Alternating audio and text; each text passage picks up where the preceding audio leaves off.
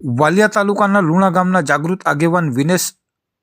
રવિયાભાઈ વસાવાને ગામની સીમમાં આવેલ તળાવની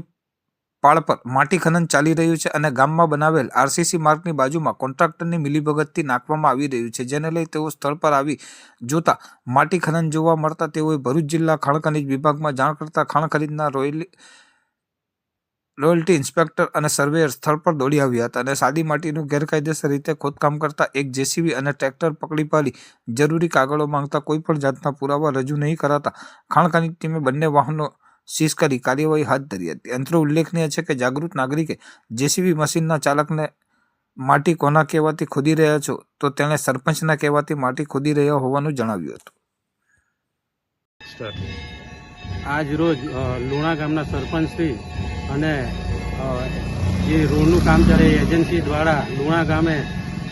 જે 3 દિવસથી માટી ખનનનું કામ ચાલી રહ્યું હતું ત્યાં તપાસ કરતા આજે જીસીબીના ડ્રાઈવરને પૂછતા કે ભાઈ આ માટી કામ ક્યાં લઈ જાવ છો અને કોણ કરાવે છે, તો ડ્રાઈવરે જવાબ આપતા એમ કહ્યું કે આ સરપંચના કહેવાથી અહીંયાથી માટી ખનન અમે કરીએ છીએ અને ત્યાં હાજર સરપંચનો ઘરવાળો જાતે માટી ખનન કરાવતો હતો।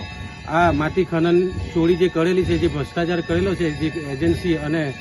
સરપંચશ્રી દ્વારા એમના પર યોગ્ય કાર્યવાહી કરી એફઆઈઆર કરવાની અમારી બધાની માંગ છે।